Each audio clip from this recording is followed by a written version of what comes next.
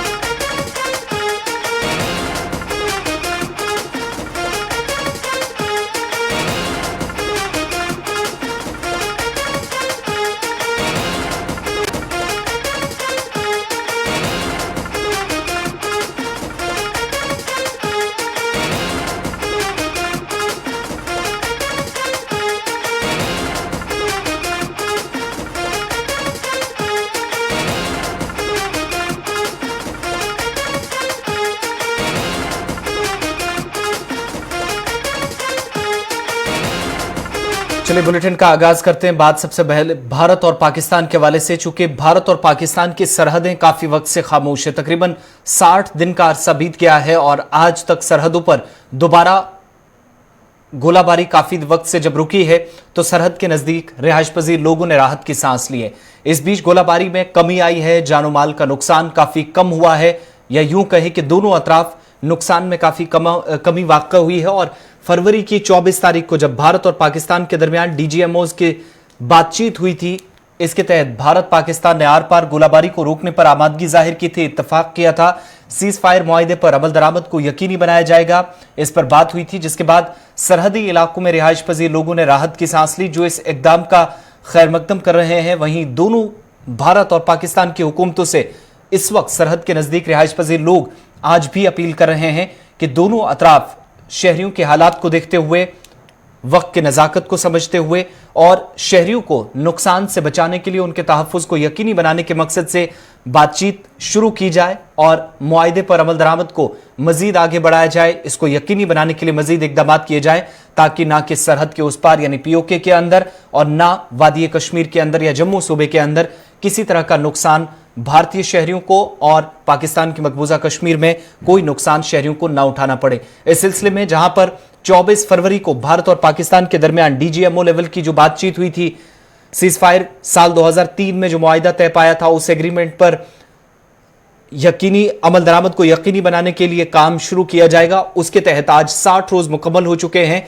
और फौजी बयान के मुताबिक भी कि फरवरी और मार्च के महीने में एक भी गोली कहीं पर नहीं चली है। जरूर सरहद पार इस तरह की कोशिशें की जाती रही है जहां पर हालात वादी कश्मीर में जम्मू के अंदर खराब हो सकें, लेकिन उन तमाम कोशिशों को सरहद पर सिक्योरिटी फोर्सेज ने, फौज, बीएसएफ और उनके साथ शहर के अंदरूनी हिस्सों में पुलिस और दीगर सिक्योरिटी एजेंसियों ने नाकाम बनाया है। किसी भी इस तरह के मंसूबे को कामयाब नहीं होने दिया गया है। मगर जहां तक सरहदों की आज की बात है तो बैनुल अक़वामी सरहद हो या फिर लाइन ऑफ कंट्रोल हो, खामोशी 60 दिनों से जो बनी हुई है उसने जरूर लोगों को कम से कम यह मौका दिया है, सरहद के नजदीक रिहायश पजीर अवाम को, कि वो राहत की सांस ले सकें।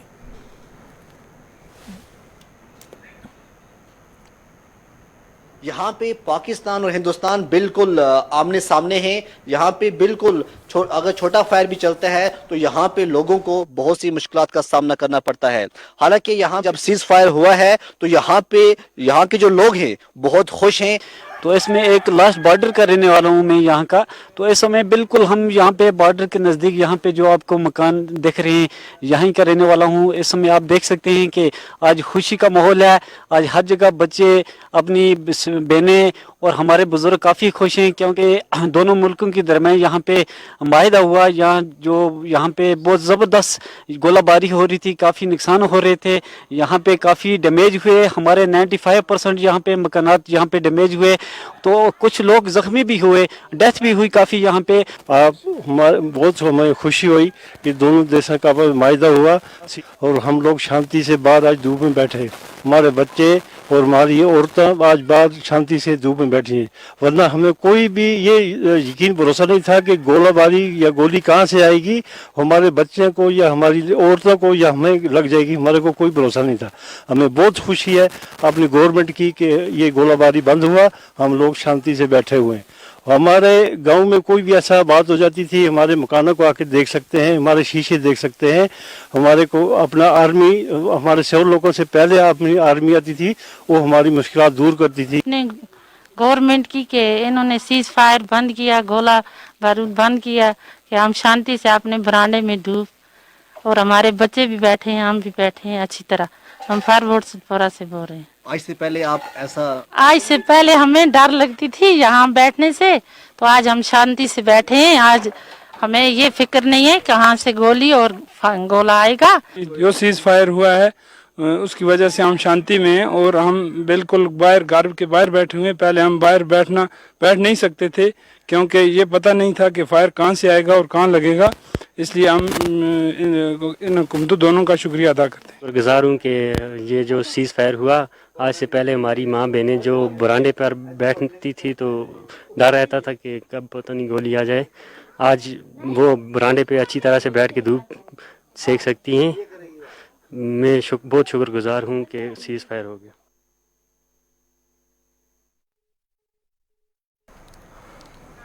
चलिए बढ़ते हैं आगे। मुल्क के अंदर कोविड-19 से पैदाशुदा सूरत हाल की बात करते हैं, क्योंकि एक और आलमी रिकॉर्ड आज बना है। मुल्क में कोरोना के केसेस ने नया रिकॉर्ड कायम किया है। इसके सबब मुल्क में कोरोना वायरस की तबाहकारी में जहां इजाफा हो गया है, कोरोना वबा की खौफनाकी की गवाही गुज़श्ता एक हफ्ते के आदादोशुमार या आज दिन के 3,40,000 से ज्यादा केसेस बताते हैं कि मरकजी वजारत सेहत ने जो आदादोशुमार जारी किए हैं 24 घंटों के दौरान, अब तक जो नए केसेस सामने आए हैं उनमें एक बड़ी तादाद पिछले 24 घंटों में जो आज तादाद सामने आई है, पिछले 1.5 साल में सबसे ज्यादा और ये बड़ी तादाद है। हालांकि 24 घंटों के दौरान 1,46,786 नए मामलों की, जहां पर जो लोग कोविड-19 का शिकार थे वो इससे मुख्तलिफ अस्पतालों से डिस्चार्ज हुए हैं, कोविड-19 से निजात पाने में कामयाब हुए हैं। लेकिन एक बड़ी तादाद मुल्क के अंदर 3,45,000 से ज्यादा लोग कोरोना से मुतासिर हुए, जबकि इसी वबा ने एक दिन में 2600 से ज्यादा लोगों की जान ले ली। 2663 अफराद की पिछले 24 घंटों में मौत हुई है और 2 लाख के करीब इस वक्त आंकड़ा पहुंच गया है। तेजी के साथ 2 लाख की तरफ मरने वालों की तादाद बढ़ रही है। वहीं मुख्तलिफ रियासतों की तस्वीर अगर देखें तो रियासत महाराष्ट्र कोरोना से सबसे ज्यादा मुतासरा रियासत है और कल से इस वबा से मरने वालों की तादाद अब तक 773 तक पहुंच गई है। दिल्ली में एक मुकम्मल रियासत भी नहीं है, यहां भी मरने वालों की कुल तादाद 348 रही। मरने वालों की तादाद में इजाफा इस बात की जानिब इशारा कर रहा है कि कोरोना से जान जाने वालों की तादाद में बहुत तेजी से इजाफा हो रहा है। रियासत उत्तर प्रदेश में हालात बहुत खराब है और पिछले 24 घंटों में 37,000 से ज्यादा मुस्बत मामलों की तस्दीक हुई है। अकेले लखनऊ में ये तादाद 5,000 से तजावुज कर गई है। केरल रियासत के अंदर भी कोरोना वायरस के मरीजों की तादाद जबरदस्त तेजी के साथ बढ़ रही है। ऑक्सीजन की कमी भी मुल्क के अंदर बड़े अस्पतालों में कोरोना के मरीजों के इलाज में दुश्वारी का सबब बन रही है और हुकूमत ने अब ऑक्सीजन की मुंतकली को यकीनी बनाया और इसलिए फिजाइया और ट्रेन की खिदमात ली जा रही है और महाराष्ट्र और उत्तर प्रदेश में ऑक्सीजन लेकर ट्रेनें इस वक्त पहुंच रही हैं। लेकिन ये सूरत हाल भी इंतहाई अबतर बनती जा रही है और इस वक्त काफी खराब सूरत हाल पूरे मुल्क के अंदर बन रही है। इधर दिल्ली के जयपुर गोल्डन अस्पताल में भी गुज़श्ता रात ऑक्सीजन की कमी के बायस कोरोना के 20 मरीजों की मौत की खबर सामने आ रही है, जबकि इतलात जो मिल रही है कि मुल्क के कई बड़े अस्पतालों के अंदर ऑक्सीजन की जो कमी है उनमें ये भी एक अस्पताल उस फहरिस्त में आया है, दिल्ली का जयपुर गोल्डन हॉस्पिटल, जहां 20 मरीजों की मौत हो गई है और 200 के ज्यादा, यहां पर 200 से ज्यादा मरीज जो जेर इलाज थे, इनमें से 20 लोग चल बसे हैं।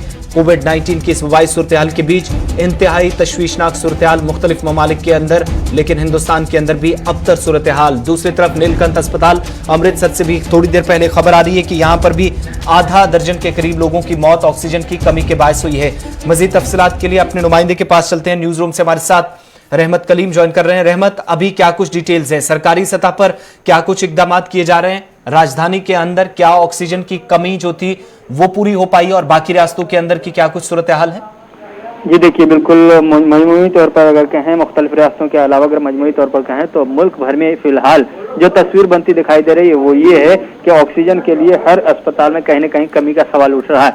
अभी जो खबर आप बता रहे थे खासतौर से दिल्ली के जयपुर गोल्डन अस्पताल का, वहाँ दर्दनाक वाकया जो पेश आया गुज़श्ता 24 घंटे में वो कुछ ज्यादा ही तकलीफ दे है। 20 मरीजों ने दम तोड़ दिया सिर्फ इसलिए कि उन्हें ऑक्सीजन नहीं मिल पाया। वहाँ के MD ने बाज़ाब्ता तौर पर यह जानकारी दी है। साथ ही साथ नीलकंठ अस्पताल की आपने जानकारी दी, वहाँ 5 लोगों की मौत हुई। कल भी हमने ब्रेक की थी खबर की किस तरह से ऑक्सीजन की किल्लत की वजह से मरीजों की मौत हुई है। तो पिछले 48 घंटे में लोग अब कोरोना के साथ मर रहे हैं, लेकिन साथ ही साथ अब ऑक्सीजन की किल्लत की वजह से भी मर रहे हैं। और इस वक्त जो खबर मिल रही है कि दिल्ली के गंगाराम अस्पताल में भी ऑक्सीजन की किल्लत है, दिल्ली के बत्रा अस्पताल में भी ऑक्सीजन की किल्लत है, और इन तमाम बड़े बड़े अस्पतालों में मरीजों की जो तादाद है वो 300 से ज्यादा है, 250 से ज्यादा है। इसलिए ऐसे वक्त में बार बार मुतालबा किया जा रहा है मेडिकल इंतजामिया की तरफ से, अस्पताल के सरकार से गुहार लगाई जा रही है, मरकजी सरकार से, रियासती सरकार से।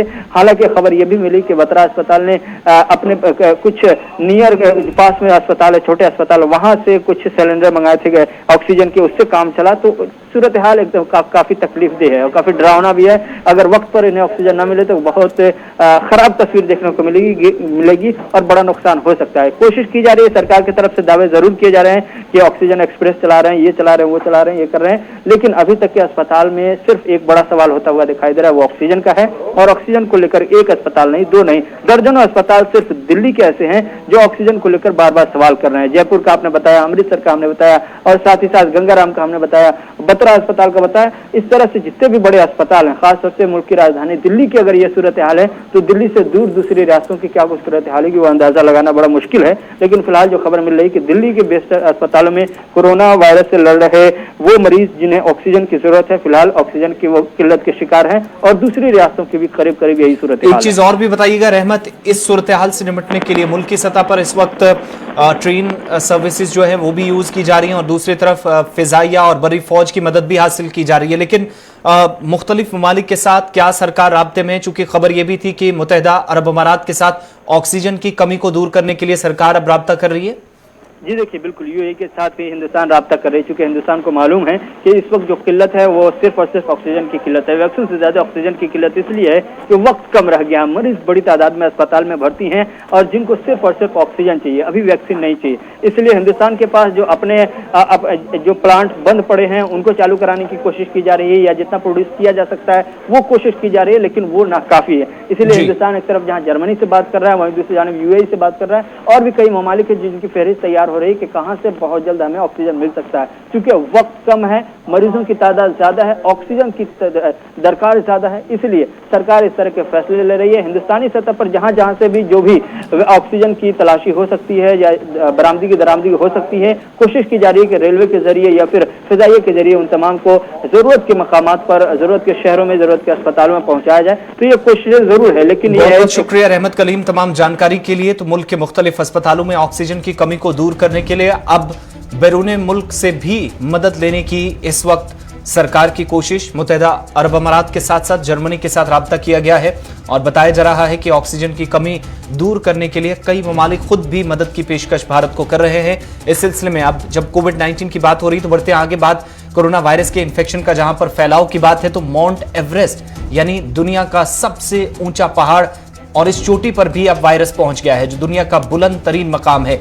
नेपाल में माउंट एवरेस्ट के बेस कैंप में ठहरे नॉर्वे के कोपेमा के मुतासिर होने की तस्दीक हुई है। इन्हें हेलीकॉप्टर के जरिए काठमांडू नेपाल के एक अस्पताल में ले जाया गया है और बताया जा रहा है कि इस बीच मौजूदा सूरत हाल को देखते हुए एसोसिएट जो मुख्तलिफ मीडिया रिपोर्ट सामने आ रही है उनके बकौल 15 अप्रैल को मुतासिर होने की, हालांकि इस शहरी की तस्दीक हुई थी इसके बाद जो कि तहकीकात की जा रही है। मजीद कुछ लोग उनके साथ जो थे उनकी रिपोर्टें जरूर मनफी आई है, लेकिन इस वक्त नेपाल में एक मकामी कुंबे के साथ वो रह रहे हैं और बताया जाता है कि वहां से वो माउंट एवरेस्ट पर गए थे। तो इस तरीके से वायरस दुनिया के बुलंद तरीन मकाम पर पहुंच गए हैं और इस वक्त चूंकि सयाहत का भी सीजन है, बिजनेस भी ओपन किया गया है माउंट एवरेस्ट के ऊपर, तो केसेस यहां बढ़ सकते हैं, इस तरह का खदशा माहिरीन की तरफ से जाहिर किया जा रहा है। इधर भारत के ड्रग रेगुलेटर की जानिब से जाइडस की वेराफिन दवा को मंजूरी दे दी गई है। इस दवा का इस्तेमाल कोरोना से मुतासिर मरीजों के इलाज में किया जा सकेगा। Drugs controller general of India ने जाइडस की दवा को मंजूरी दी है और कंपनी ने बताया कि drugs controller general of India ने बालिग में कोरोना वायरस के इलाज के लिए मौजूदा सूरत हाल को देखते हुए अल्फा 2B वेराफिन को हंगामी सूरत में इस्तेमाल करने की इजाजत दी। जाइडस का दावा है कि इसके इस्तेमाल के बाद 7 दिन में 91.15% कोरोना मुतासरीन का RT-PCR टेस्ट मनफी आया है। इस एंटीवायरल ड्रग्स के इस्तेमाल से मरीजों के कोरोना से लड़ने में उन्हें राहत मिलेगी और कंपनी का यह भी दावा है कि कोरोना के होने की शुरुआती वक्त में अगर वेराफिन दी जाती है तो मरीज को कोरोना से उभरने में मदद मिलेगी और इस वक्त सेहतियाबी की शरह में भी जिन लोगों ने यह दवा अब तक ली है, जो तजुर्बा हुआ है, ट्रायल्स हुए हैं, वो कामयाब करार पाए हैं।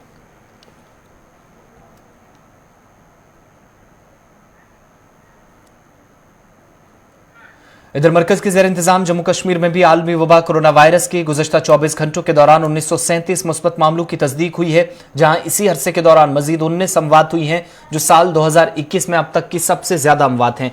ताज़ा केसेस में कश्मीर वादी से 1176 और जम्मू सूबे से 789 मरीजों की रिपोर्टें मुस्बत आई हैं। मरने वाले मरीजों में 13 का ताल्लुक जम्मू सूबे से है और कश्मीर से भी 6 अमवात हुई हैं। 24 घंटों के दौरान ही 1019 मरीज शफायाब हुए।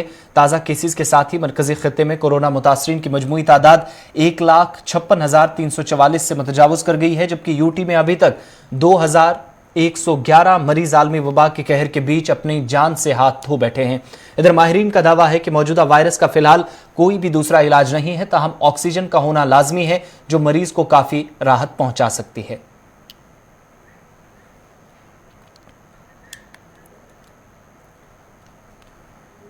ऑक्सीजन की कमी और वैक्सीनेशन के प्रोग्राम को वसअत देने के लिए जम्मू कश्मीर लेफ्टिनेंट गवर्नर इंतजामिया की तरफ से मजीद इस वक्त इकदाम उठाए जा रहे हैं। इधर चीफ सेक्रेटरी BVR सुब्रमण्यम ने भी एक आला सतही मीटिंग की सदारत करते हुए कोविड-19 वबा से मुतासरा लोगों को राहत पहुंचाने के लिए इंतजामिया को होशियार रहने की हिदायत जारी की है। उनने इस वबा के रोकने के लिए तमाम मुमकिन इकदाम उठाने के लिए भी अफसरान को हिदायत दी।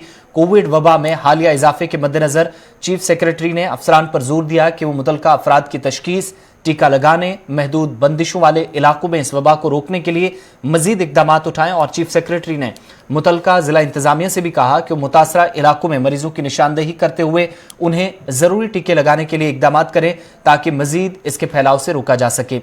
मीटिंग में यह भी साफ किया गया कि कोविड टीके लगाने के बुनियादी मराहिल के तहत 75% हेल्थ वर्कर, 78% फ्रंटलाइन वर्कर्स और 45 साल की उम्र से ज्यादा 38% शहरियों को टीके लगाए गए, जिनकी कुल तादाद 15,25,000 से ज्यादा बनती है। इन लोगों में किसी भी किस्म की तिब्बी शिकायत दर्ज नहीं की गई है, जो इंतजामिया का दावा है। इस बीच इसके अलावा मीटिंग में बताया गया है कि 45 साल से ज्यादा की उम्र के लोगों को बारामूला, बडगाम, गांदरबल, शोपियां, जम्मू, कठुआ, रामबन, सांबा और उधमपुर अजला में 40% वैक्सीनेशन कवरेज अमल में लाई गई है। इसके अलावा अगले मरहले के तहत 18 से 45 साल की उम्र के लोगों को लगभग 65 लाख तक ये इस बार का दायरा बढ़ाया जाएगा और 65 लाख लोगों को वैक्सीन दी जाएगी। चीफ सेक्रेटरी ने लोगों पर भी जोर दिया है कि वो हुकूमत की तरफ से चलाए जा रहे वैक्सीनेशन मुहिम में भरपूर हिस्सा लें और अपने खानदान के लोगों को इस वबा से बचाने के लिए इकदाम करें। इधर हुकाम ने वस्ती जिला बडगाम में भी कायम जम्मू कश्मीर बैंक की शाख को उस वक्त बंद करने का फैसला किया जब 2 मुलाजमीन के कोरोना टेस्ट पॉजिटिव पाए गए और तफसीलात के मुताबिक बैंक शाख को 5 दिनों के लिए बंद किया गया। हुकाम ने मुस्बत जाहिर होने वाले मुलाजमीन के साथ राब्ते में आने वाले सभी अफराद के क्वारंटीन होने की उन्हें सलाह दी है और बैंक हुकाम पर भी सवाल उठ रहे हैं जहां पर कोविड प्रोटोकॉल की खिलाफ वर्जी हुई है। दूसरी जानिब शुमाली कश्मीर के पटन में भी डार मोहल्ला पलहालन इलाके में कोविड केसेस की तस्दीक के बाद SDM ने इलाके का दौरा कर हालात का न सिर्फ जायजा लिया बल्कि आवाम को बेदार करने की भी कोशिश की। हायर सेकेंडरी स्कूल पलहालन में जहां कोविड के टेस्ट आज दूसरे दिन भी चल रहे हैं, वहीं पर हुकाम ने इलाके को कंटेनमेंट जोन करार देकर बंदिशें आयद कर दी है और हंगामी सूरत हाल में लोगों को मुश्किलात पेश न आए, इसके लिए इंतजामिया ने मजीद इकदाम उठाने पर जोर दिया है। दूसरी जानिब शुमाली जिला कुपवारा के अंदर भी इंतजामिया मुतहरिक नजर आ रही है और कुपवारा के अंदर जहां पर कोविड प्रोटोकॉल पर अमल दरामद न करने की पादाश में कई लोगों के खिलाफ जुर्माना आयद किया गया है। बिना मास्क के बाजारों में घूमने वाले लोगों के खिलाफ कार्रवाई अमल में लाई जा रही है। तो दूसरी तरफ सूरत हाल इंतहाई खराब होती जा रही है और इस सिलसिले में अब मजीद 2 सेंटर्स को इंतजामिया की तरफ से बंद किया गया है।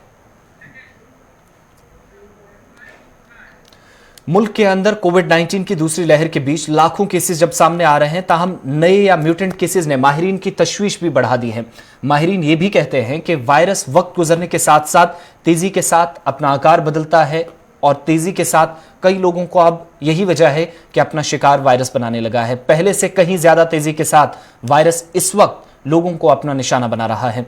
कोरोना कैसे अपने रंग बदलता है और किस तरीके से मौसम या फिर वक्त गुजरने के साथ साथ और मौसम बदलने के साथ साथ कोविड-19 का कहर या फिर वायरस की ये जो नई किस्म है वो कैसे अपना रंग दिखाती है, लोगों को अपना शिकार बनाती है, इस पर ही तफसीली रिपोर्ट देखिएगा। कोरोना भारत समेत पूरी दुनिया में कहर बरपा रहा है, लेकिन इस समय भारत में कोरोना का अटैक सबसे तेज है। इस बार हालात इसलिए भी खराब हुए हैं क्योंकि कोरोना ने अपने आकार को बार बार बदला है। अभी पूरे देश में डबल म्यूटेंट का शोर मचा हुआ था। वैज्ञानिक ढंग से इसे पढ़ भी नहीं पा रहे थे कि तीसरे म्यूटेंट ने दस्तक दे दी है। यानी पहले डबल म्यूटेंट वाला कोरोना वायरस अब ट्रिपल म्यूटेंट का हो गया है। ट्रिपल म्यूटेंट को बंगाल स्ट्रेन भी कहा जा रहा है। एक्सपर्ट्स की माने तो ये नया वेरिएंट कहीं अधिक संक्रामक है और काफी तेजी से फैलता है। तो चलिए ग्राफिक्स के जरिए आपको समझाते हैं ट्रिपल म्यूटेंट कितना खतरनाक है। दरअसल भारत में कोरोना वायरस के नए स्वरूप का पता लगा है। मानव शरीर की प्रतिरोधक क्षमता यानी इम्यूनिटी से बच निकलने में सक्षम है। इस बात का कोई सबूत नहीं है कि नए देश में कोरोना तेजी से फैला है। वैज्ञानिकों ने इसके लिए भारत में बने कोविड वेरिएंट B1617 को डिकोड किया है। महाराष्ट्र के विदर्भ में भारतीय ओरिजिन के वेरिएंट पर सबकी नजर थी। विदेश के कई रिसर्चर भारतीय वेरिएंट की पड़ताल कर रहे थे, लेकिन बंगाल से दूसरे वेरिएंट ने चिंता बढ़ा दी है, जिसे ट्रिपल म्यूटेंट कहा जा रहा है। वैज्ञानिकों ने इसे बंगाली स्ट्रेन का नाम दिया है, जिसने 3 बार रूप बदला है। ये काफी घातक है। शरीर के इम्यून कवच को ये भेद रहा है। पहले कोरोना से संक्रमित हो चुके लोग, वैक्सीन लगा चुके लोग चपेट में आ रहे हैं। महाराष्ट्र, दिल्ली, पश्चिम बंगाल और छत्तीसगढ़ के लिए सैंपल में नया म्यूटेंट मिला है। देखिए म्यूटेंट है, ये म्यूटेट कर गया जी। जो पहले आकार था, बॉडी ने फाइट करना शुरू किया। फाइट करते करते उसने अपने आप को सर्वाइवल करने के लिए उसने अपना आकार बदल लिया। ये एक आरएनए वायरस है, इसने अपना आकार बदला है। इस आकार बदलने की वजह से, इसकी म्यूटेशन होने की वजह से इसकी जो प्रकोप है वो ज्यादा हो गई है। ये बहुत घातक हो गया। आसान जुबान में इस डबल और ट्रिपल म्यूटेंट के चक्कर को समझे तो जैसे समय के बारे में निश्चित है वो बदलेगा जरूर, वैसे ही वायरस को लेकर निश्चित है कि वायरस अपना रूप बदलता जरूर है। अब अगर कोरोना के कहर को देखें तो आपको मिलेगा कि देश के 8 राज्यों में एक्टिव केस 24 लाख के पार हो चले हैं। महाराष्ट्र में करीब 7 लाख, उत्तर प्रदेश में 2,60,000, कर्नाटक में करीब 2 लाख, केरल में 1,56,000, छत्तीसगढ़ में 1,21,000, गुजरात में 92,000, दिल्ली में 91,000, मध्य प्रदेश में 85,000 और देश में एक्टिव केस 24 लाख से ज्यादा है। अब आप सोच रहे होंगे कि आखिर वायरस को बार बार रूप बदलने की जरूरत क्यों पड़ती है? तो इसका सीधा फंडा है, नेचर में जो फिट है वही हिट है। इसलिए कोरोना बार बार अपने रूप में बदलाव कर रहा है, जिससे इंसानी शरीर में आसानी से रह सके। अभी ट्रिपल म्यूटेंट के बारे में ज्यादा जानकारी नहीं है। ज्यादा जानकारी के लिए ज्यादा सैंपल लेने की जरूरत है, जिससे ट्रिपल म्यूटेंट के बारे में ज्यादा जानकारी जुटाई जा सके, इसके खिलाफ लड़ाई के लिए रणनीति बना सके। Bureau report. चलिए खबरों के इस बुलेटिन में फिलहाल इतना ही। गुलिस्तान न्यूज पर खबरों, तज्जियों और तबसरों का सिलसिला जारी रहेगा।